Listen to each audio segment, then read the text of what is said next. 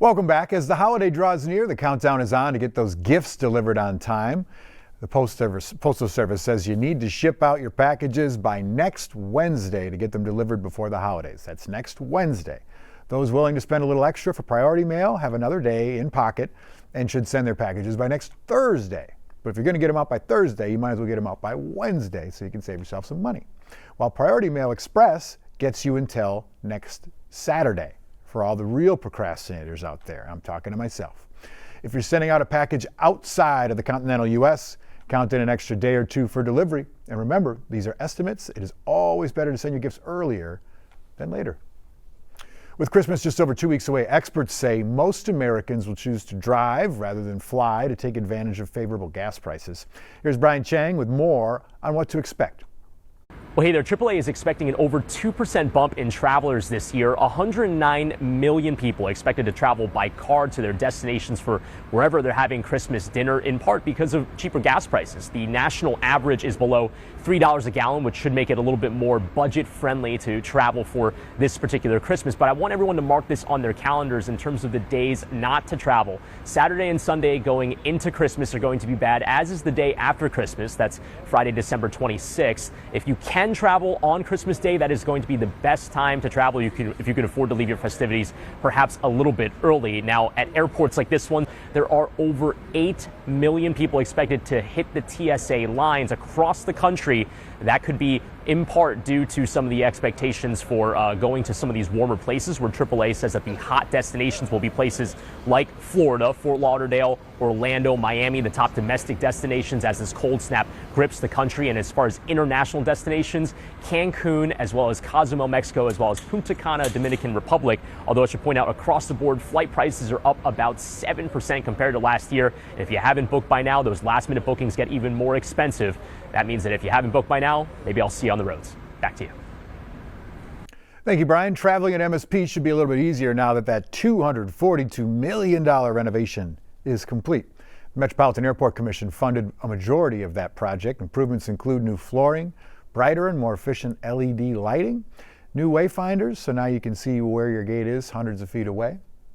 These types of things help not only provide a more efficient experience, but it relieves stress for the travelers so that they can see the gate well out in front as they're transitioning down the concourse. That's a more comforting atmosphere. The Airports Commission funded most of that project. Delta invested $60 million. Delta also got improved gate seating and outfitted them with more power outlets. If you're traveling to meet with family, odds are there may be some political fault lines in these divisive times. Carla Halt has some tips on how to navigate those.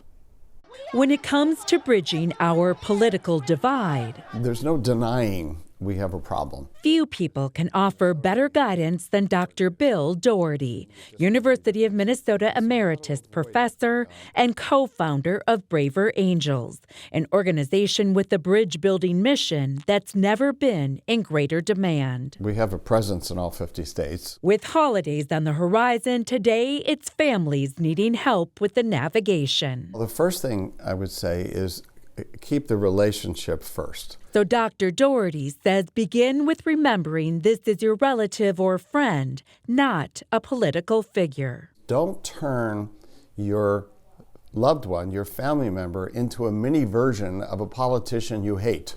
You may really dislike the political views they have, but keep them in mind as a person. Dr. Doherty also urges all of us to consider our tone. Don't bring it up with an edge, because you're going to get an edge back. And beyond the edge, beware the triggers. Avoid terms like, oh, that's racist, that's xenophobic. And key to avoiding confrontation, Dr. Doherty says, keep the conversation private.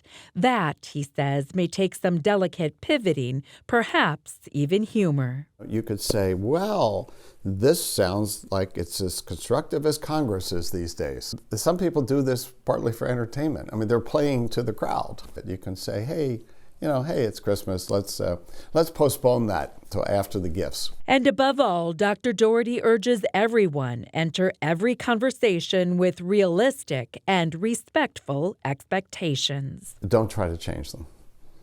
You're not going to be able to change a family member. But even with that divide, like the holidays looming, Dr. Doherty does leave us with one gift. Hope begins with understanding together that we have a problem.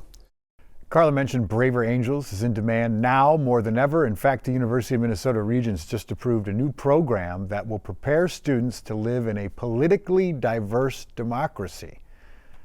Moving on now to the Olympics.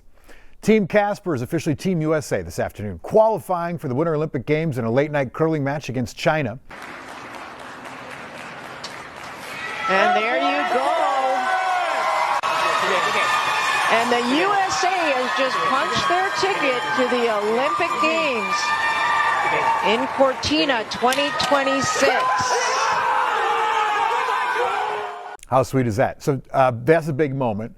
And after 5 days of curling matches in Kelowna, BC, they grabbed the first of 2 spots left for the games. China will face Japan today for the final spot in the men's side. Our Alicia Lewis spoke with Luke Violet, one of the members of Team Casper, on what it would mean to be an Olympian. The Olympics is the ultimate prize in curling. It's what's put our sport on the map. It's about as cool of an experience in the world as it gets. Italy sounds pretty cool. On the women's side, Team Peterson are a must-win situation today. They'll face Norway right as we speak now, and the winner will go to the Winter Olympics. Good luck to them.